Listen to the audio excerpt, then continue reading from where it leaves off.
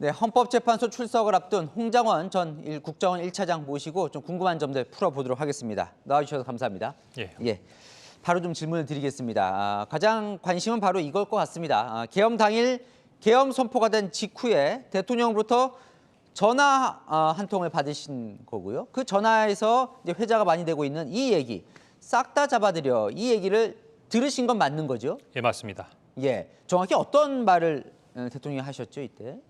그때 조금 이런저런 말씀들을 하셨습니다만 일단 그 비상계엄 발표가 이루어졌으니까 그 비상계엄표를 받냐라는 질문이셨고요. 예. 그 있으신 다음에 바로 이 싹 다 잡아들여 발언이 있었습니다. 이번 기회에 다 정리하라는 말씀도 있었고요. 예. 그 다음에 어떠한 인물들을 잡아들여야 되는 부분에 대한 말씀이 없었기 때문에 어떤 부분으로 진행되는가를 기다리고 있을 때 바로 방첩사로 넘어가서 예. 방첩사를 적극적으로 지원하라는 말씀으로 말씀을 마치셨습니다. 그러면 그때 당시에는 그게 지금 이제 정치인 나중에 이제 좀 여쭤보겠지만 정치인 체포 얘기라고는 생각을 못 하셨다는 거네요. 목적어가 없었고 누구를 그렇죠. 잡아들여라가 없었으니까. 그렇습니다. 그럼 그때 누구를 잡아들여라고 생각하셨습니까? 일단 기본적으로 저희나 방첩사의 기본적인 부분이 대공사건을 많이 하는 기관들이니까 네.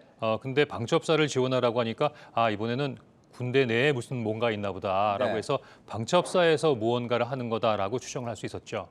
예. 뭐 간첩이라든지. 예, 방첩사가 적발한 군대 내에서의 어떤 간첩단 사건을 적발한다든가 예. 그 관련된 부분에 대해 검거가 아닌가 그렇게 생각했었습니다. 그래서 대통령이 방첩사 얘기를 하니까 이제 여인영 방첩사령관에게 전화를 하셨다는 거고 그래서 이런 얘기를 했다는 겁니다. 여인영 방첩사령관이 체포조가 나가 있는데 소재 파악이 안 된다라고 하면서 명단을 불러줬다는 거죠? 예, 소재 파악이 안 된다고 하면서 일단 위치 파악을, 위치 추적을 부탁했고요. 그 위치 추적을 해달라는 요청과 함께 자기들이 소재 파악을 하고 있고 위치 추적을 요청한 부분에 있어서의 명단을 불러드리겠다라고 얘기를 했습니다. 근데 여인영 방첩사령관 측은 지금은 체포라는 말을 한 적이 없다 이렇게 지금 얘기를 하고 있습니다. 좀 말이 엇갈리는데 어떻게 보십니까? 그야 지금 현재 말이 엇갈릴 수 있는 상황이 아니겠습니까? 예. 그래요. 어쨌든 정확히 들으셨다는 말씀이시고요. 네. 자, 그러면서 이제 지금 메모 갖고 오셨죠? 네. 예, 지금 이제 그 메모를 두면 거기에 이제 명단이 적혀 있습니다. 예. 저 메모를 언제 썼는지가 지금 논란입니다. 그죠? 네. 예. 언제 쓰신 겁니까? 저 메모는? 제가 보기에는 이 내용은 그러지 않아도 그 CCTV 동선과 관련해서 맞습니다. 조태용 원장님께서 지난 헌재에서 말씀하신 부분이 있어서 조금 설명을 드려야 될 것 같은데요. 예, 좀 해주시죠. 제가 그 CCTV에 11시 6분에 있는 내용만 꼭 집어서 얘기할 게 아니라 전체적인 동선을 얘기해야 한다라고도 말씀드렸고 두 번째는 지금 그 국정원에서 이제 언론 쪽에다가 조금 나름대로 설명한 부분에 있어서 시간이나 장소가 상당히 많은 부분 차이가 나고 있어서 그런 부분에서는 양측이 정확한 부분을 좀 확인해 볼 필요가 있다라고 생각이 듭니다. 네, 한번 설명해 주시죠. 저게 지금 11시 6분에 작성된 걸로 그렇게 지금 알려져 있습니다. 그러니까 지금 여인영 사령관하고는 그날 3번을 통화를 합니다. 예. 처음 통화는 10시 46분, 22시 46분에 하는데 지금 22시 46분에 전화는 제가 직무실에서 통화하거든요. 네. 그거는 지금 체포자 명단이나 대통령으로부터 전화를 받기 이전이기 때문에 22시 23분에 있었던 비상계엄 이후에 국정원도 알지 못했던 비상계엄의 배경인가 무언가를 상황을 파악하기 위해서 여인영 방첩사령관에게 전화를 한 겁니다. 네. 그때는 물론 국방부 차관이나 저희들 2, 3차장한테도 연락을 하면서 당시 어떤 상황이기 때문에 비상계엄이 났는가를 확인하는 차원에서 처음으로 22시 46분에 본청 직무실에서 1차로 통화한 적이 있습니다. 네. 그다음에 2차로 통화한 부분은 22시 58분인데요. 그러니까 저 때는 체포조 얘기가 나왔던 건 아니에요. 10시 46분은. 예, 10시 46분은 이제 비상계엄과 관련된 부분에 있어서 배경을 파악하기 위해서 제가 전화를 했던 거고요. 그때 뭐라 그랬습니까? 그때는 저희들도 몰랐습니다. 위에서 시키는 대로 하고 있습니다라고 방첩사도 이 상황에 대해서 잘 인지하지 못하고 있다는 식으로 저한테 얘기를 했습니다. 그랬죠. 그리고 나선. 그래서 제가 나름대로는 주변 상황을 파악했기 때문에 국정원장에게 이 내용을 보고해야겠다 생각을 했었는데 당시로서는 비상계엄 국무회에 참석한지를 모르고 있었기 때문에 공관에 계신 줄 알았습니다. 그래서 본청에서 약간 차량으로 3분 떨어져 있는 조태용 원장 공관으로 내려가게 됩니다. 그래서 공관에 내려가서 원장님이 어디 계신가를 확인해 보려고 하는데 비서실 직원을 통해서 자리에 안 계시고 외부에 나가셨다는 얘기를 듣고 지금 급한 상황이니까 원장님이 통화되니까 운전기사나 네. 아니면 수행비서라도 통화를 할 수 있도록 연결해보라고 지시하고 있는데 22시 53분에 그 보안폰에 대통령님이라고 찍히는 전화를 받게 된 겁니다. 좀 이제 두 번째 2번이라고 써 있는 거네요. 그죠? 그렇습니다. 예. 그래서 그때 공간에서 방금 비서실 직원에게 원장님이 어떤 토지를 받기 위한 부분에 있어 상의를 하고 있었던 상황이기 때문에 대통령께서 전화하실 때는 물론 같이 있었던 건 아니지만 그 대기실 안에 비서실 직원이 있었고 네. 그 대기실 밖에 있는 거실 복도에서 제가 전화를 받았기 때문에 그런 전화 통화한 것을 비서실 직원이 옆에서 볼 수는 있었습니다. 저때 이제 싹 다 잡아들여라라고 이게 그렇습니다. 말씀하신 게 요때예요. 그죠? 예. 그래서 그때 그 말씀을 드리고 난 다음에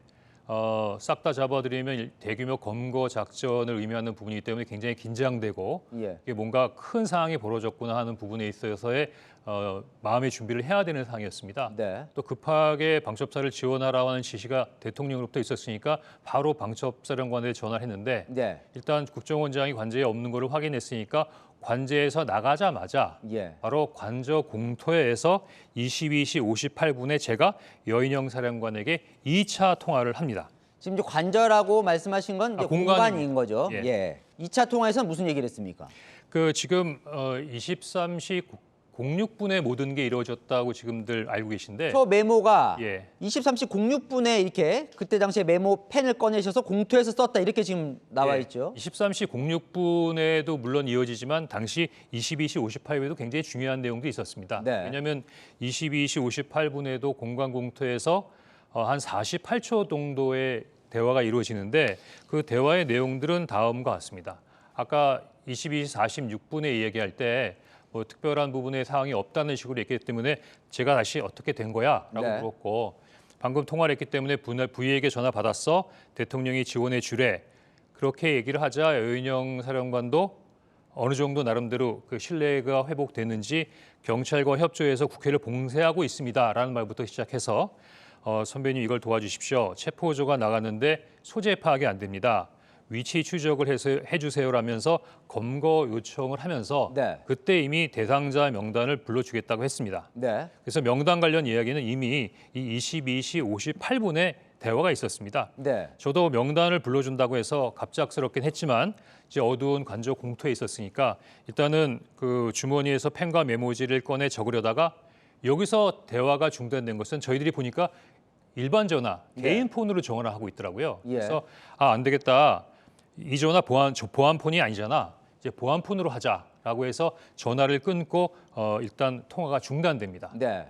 중단된 이후에 그곳에서 공간 공터에서 보안폰에서 방첩사령관 연락처를 찾으니까 네. 나중에 확인해 보니까 제 보안폰에는 방첩사령관이 등록이 돼 있지 않았었어요. 전화번호가 없었던 예. 거예요. 그래서 연결이 안 되는 부분이기 때문에 그럼 일단 사무실로 가서 그 조치를 해야겠다 싶어서 직무실로 이동하게 됩니다. 네. 그래서 직무실에 가서 보안폰으로 어떻게 그 방첩사령관하고 연결할 수 있어? 그랬더니 보좌관이 보안폰으로는 방첩사령관하고 연결이 안 됩니다. 네. 그래서 직무실에 들어가서 11시 6분에 네. 이제 다시 그 기존에 했던 개인 전화로 다시 연결을 하게 되죠. 네. 제가 그 직무실에 들어가자마자 앉지도 못한 상태에서 그냥 선체로 바로 그 여인영 사령관에게 다시 전화를 합니다.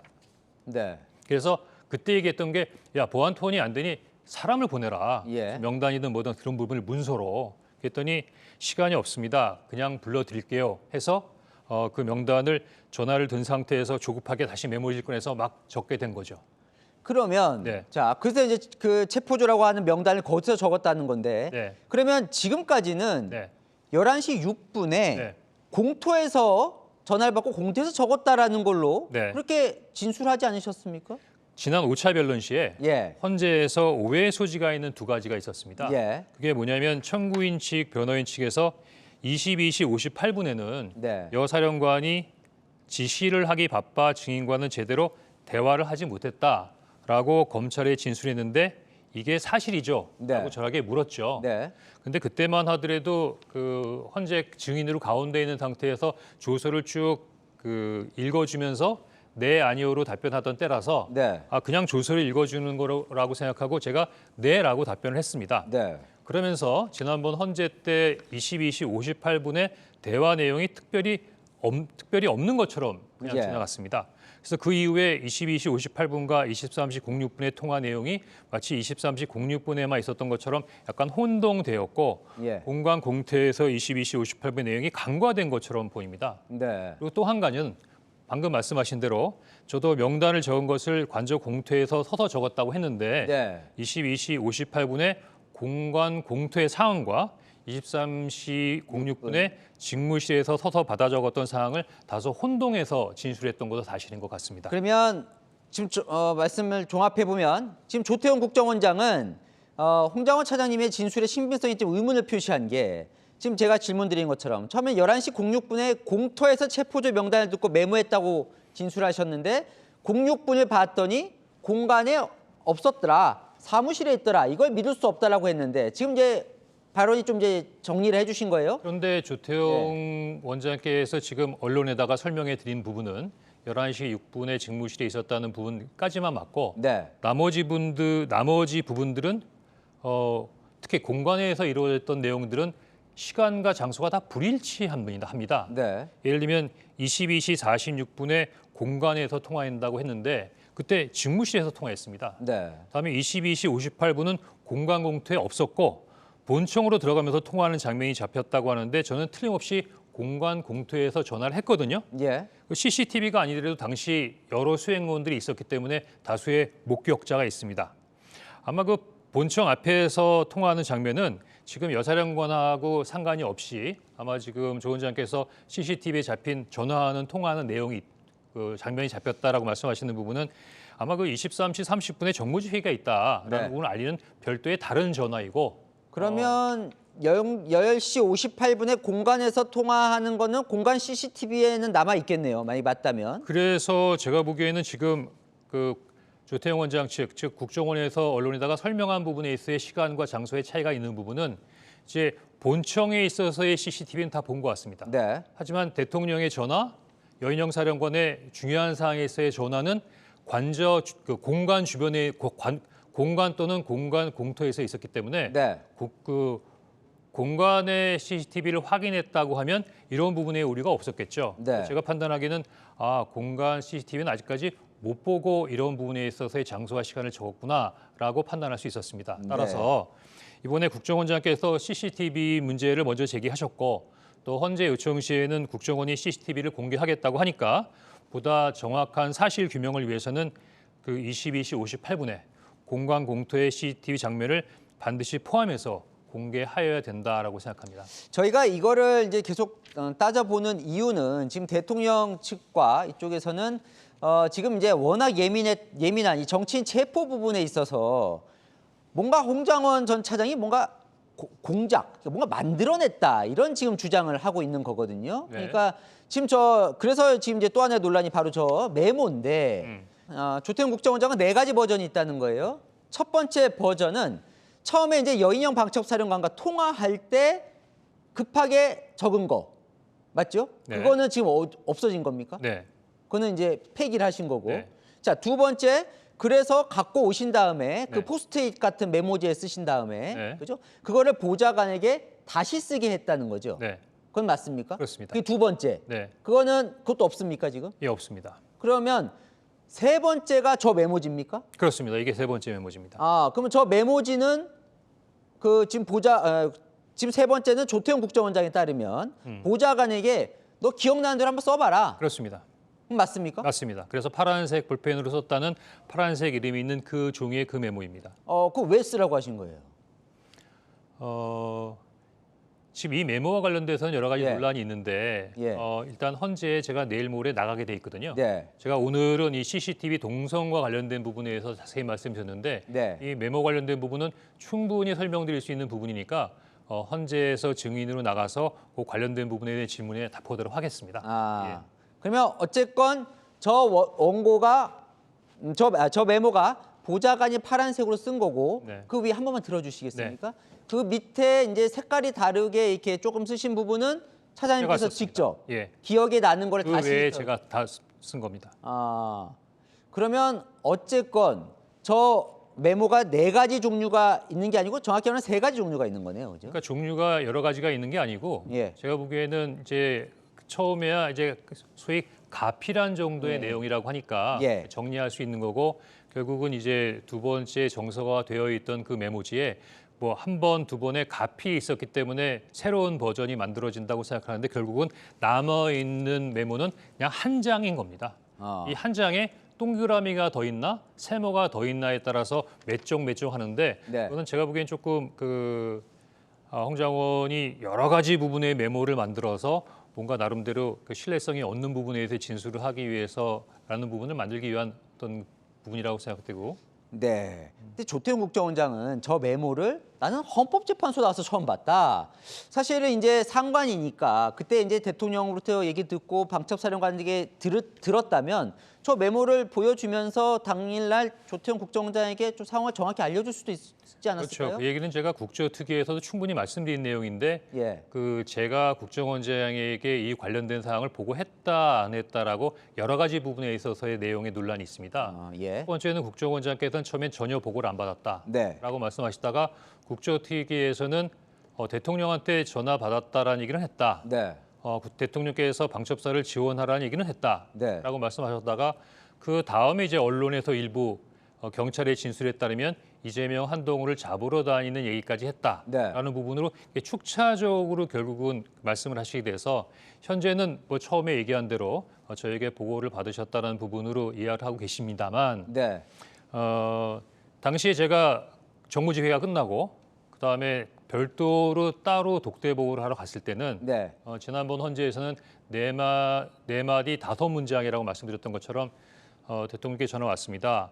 혹시 미국에 출장 가는 줄 아시고 저한테 전화했나 봅니다. 라고 말씀드리고 그다음에 방첩사를 지원하라고 합니다. 네. 그리고 이재명 한동훈을 잡으러 다닌다고 하니까 내일 얘기하시죠. 네. 그다음에 이거 내일 얘기할 수 있는 사항이 아닌데 싶어서 최소한의 지침과 방향을 달라고 말씀드리자 그냥 자리에서 일어나서 가셨다고 말씀을 드렸거든요. 네. 그럼 일어나서 가신 분한테 어떻게 구체적인 얘기를 더 하겠습니까? 내일 아침에 얘기하자고 하시는데. 네. 그래서 그날 밤에 이야기를 드리다가 결국은 보고를 마치지 못했기 때문에 그 국정원장께서는 이 메모나 여인영 사령관의 구체적인 내용을 모르신다라는 부분이 당시 상황으로서는 이해가 되는 거죠.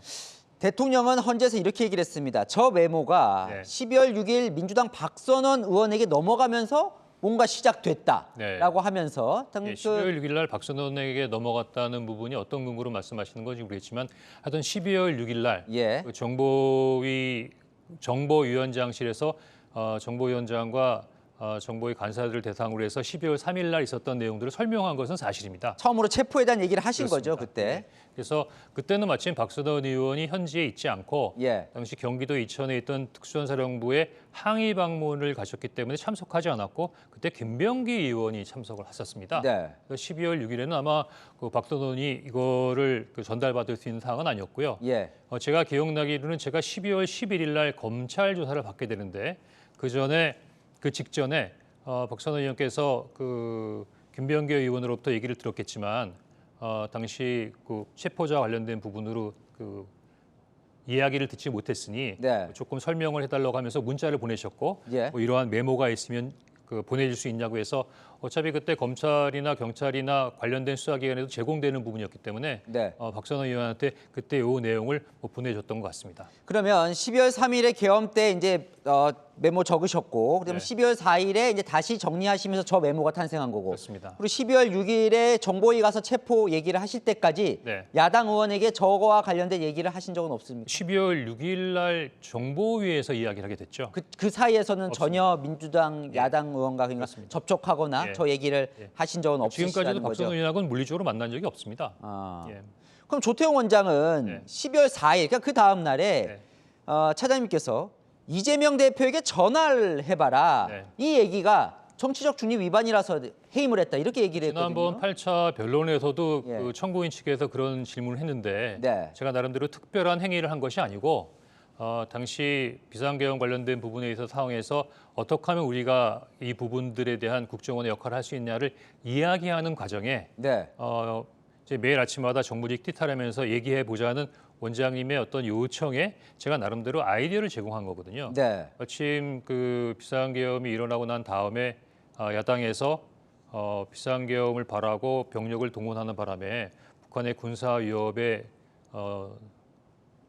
위험이 더 커지고 있다라는 네. 식으로 얘기하고 있기 때문에 나름대로 이런 안보 분야를 담당하는 국정원에서 당시 또 그 비상계엄을 대통령께서 주도하시고 대통령실 입장에서는 그런 부분으로 야당하고 접촉하기 쉽지 않았을 거 아닙니까? 네. 그래서 뭔가 좀 이런 부분에 있어서의 국면을 조금 좀 진정화시킬 수 있는 부분에서 그래도 원장님이 조금 좀 역할을 하시면 어떻습니까? 라는 차원에서 그냥 건의드린 거거든요. 예. 그래서 제가 보기에는 그런 내용이 정치중립 위반으로 저를 경질할 정도라고 생각되지는 않습니다. 정말 그러면 정치적 중립 위반을 스스로 했다고 하실 일은 한 건도 없으시다는 거죠. 네. 예. 자, 이제 그러면 본인은 왜 해임이 됐다고 생각하십니까?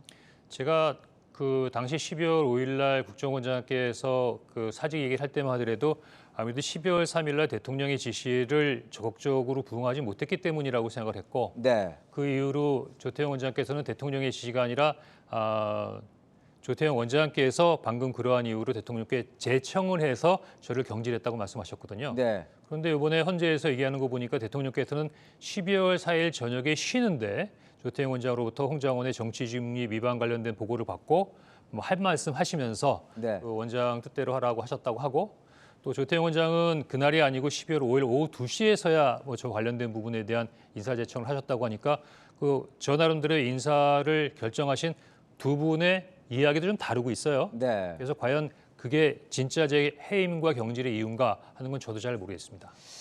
지난번에 탄핵 심판 증언 때 쓰셨을 때 끝나고 나서 대통령에게 90도로 이렇게 인사를 하는 모습이 화제가 됐었는데 어떤 마음으로 하셨습니까?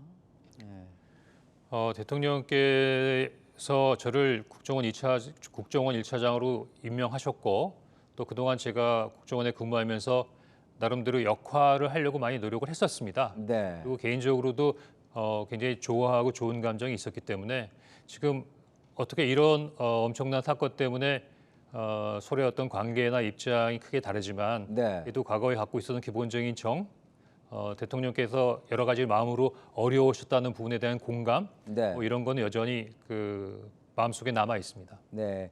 자, 마지막 질문일 텐데 이제 20일 그러니까 모레 이제 다시 헌재에 출석하게 되실 것 같습니다. 처음으로 이제 유일하게 사실 두 번 증언 때 쓰시게 됐는데 나가시는 거죠? 예, 나가겠습니다. 예. 나가서 어떤 부분을 좀 말씀을 하고 싶으실까요? 지금 제가 굳이 뭐 어떤 걸 얘기하는 것보다는 예. 조태영 원장께서 제기하신 문제 때문에 다들 궁금해하시고 네. 나름대로 논란이 되는 게 제 메모하고 뭐 CCTV 동선인 것 같은데 오늘 그 CCTV 동선 관련된 부분은 저도 나름대로 제 이야기를 했고 네. 국정원 측에서 지금 관저의 CCTV를 잘 못 본 상태에서 다소 시간과 장소가 어긋나는 부분은 조금 조율이 돼야 될 거라는 생각이 드니까 뭐 그 부분은 오늘 충분히 말씀드린 것 같고요. 네. 아까 질문하실 때 제가 헌재에 가서 잘 말씀을 드리겠다고 하는 것처럼 요 메모와 관련돼서 여러 가지 어떤 의혹이나 궁금증을 거기에 나가서 잘 풀어드릴 수 있도록 답변해 보도록 하겠습니다. 예, 알겠습니다. 오늘 말씀 여기서 마무리 짓도록 하겠습니다. 네, 네, 나와주셔서 감사합니다. 마무리 지면서 제가 예. 그래서 저도 공직자였던 사람으로서 최근에 일어나고 있는 상황에 대해서 굉장히 국민 여러분께 송구하게 생각하고 있습니다. 더구나 국정원장과 전 국정원 1차장이 마치 진실 게임을 하는 것처럼 충돌하고 있는 모습이 그 얼마나 부정적으로 비칠까 하는 부분이 굉장히 안타깝습니다. 다만 그런 부분보다는 이렇게 엄중한 상황 속에서 진실을 가리고 있는 부분에서 그냥 사실을 얘기해야 한다고 하는 책임감으로 임하고 있다. 그런 말씀 드립니다. 네, 알겠습니다. 오늘 말씀 여기까지 듣겠습니다. 나와주셔서 감사합니다. 네.